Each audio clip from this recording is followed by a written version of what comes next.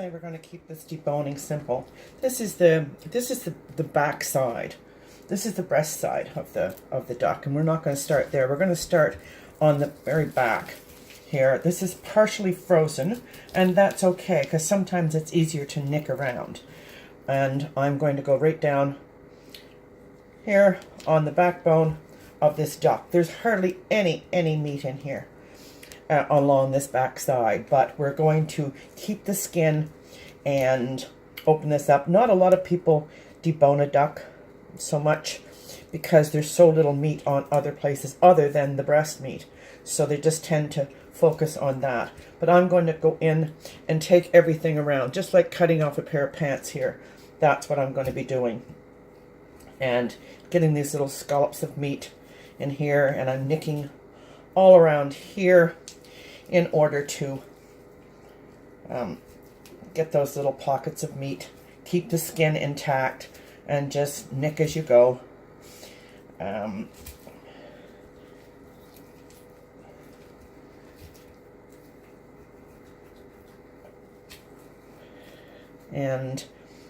it may seem a little tiresome sometimes, but the end result is that you have such a slick presentation, and you also have, I say, more meat because you're taking it off and taking any little chunks and putting it back inside the skin and tying it all up in a bow, so to speak. So that's what I'm doing. See, right here as we go. Now, I am going to take off this right here, our wing. We're just not going to get anything out of there, and we're going to roast that. And when we do, we'll have all that for stock for our, we're probably going to do a citrus type chutney with this. I would say probably, I'm thinking sugared lemons and limes, perhaps a nice cut of that fat to serve, and you know, perhaps some mango and pineapple as well, just to chunk it up a little bit. But you get the drift. Sweet and sour, and that earthy flavor of the duck. I'm going to stuff this with a fruit and nut stuffing and a bread stuffing, fruit and nuts. So for the gluten-free folks, I would go with perhaps a pork. The fruit and nuts will have dried fruit, so that fruit doesn't get all mushy in there. See how we're taking that off right there, right now? We're going to come down here. We've got the leg. We're going to try to keep that leg intact. But in real life, I would take the leg off and treat it differently. But so we'll see once we get down there.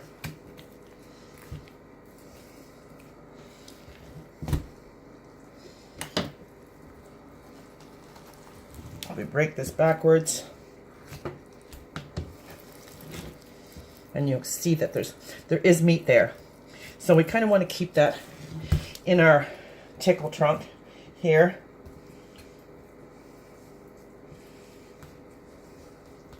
Actually, there's a fair bit of meat in there. So perhaps what I will do, because I have one GF person coming, I might stuff that separately. That bone. And so I'm backtracking on what I said I was going to do, just for simplicity and to have choices.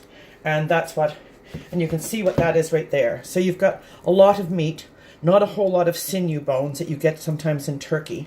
So we're just going to take that bone out of there and then wrap that up in a little package with some stuffing that is gluten-free, so that we have choices. Some people can't do starch, you get it. So we're going to come back around here, and we're going to take this off the back on this side.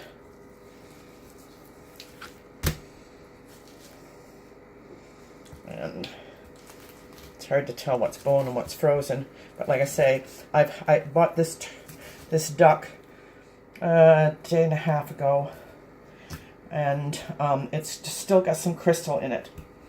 The nice thing about that is when you debone it is that you know it's got crystal in it, and you know when it's still frozen. You can determine cooking time. What I'm finding is people don't understand how long it takes to thaw a bird, and then you're cooking it according to directions. Of course, the directions are out the window when you have frozen meat in the middle. See how we're going along here, and we're freeing up this carcass. Now, there are some schools of thought who would take the carcass out and then make it look like a duck again. I'm not that school. I'm beyond the age where I need to impress my guests with showing I can make a sculpture out of a duck. They just want to be fed. They're beyond that age, but they're impressed with that. So I'm doing this piece here, coming down, and we're going to get this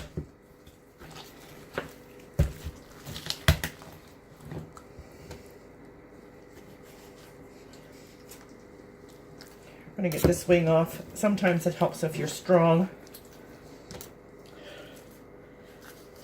and smart. It helps if you're both, actually. You're going to go right down into that joint. Keep cutting around. You can, when you feel that snap, you know you've got the joint, and then you can cut around said joint.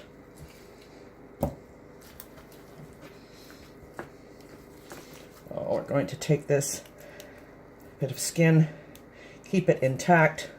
That's the whole thing about keeping it all intact. If you don't get 100% marks, you can put it back together. The duck won't know. Trust me.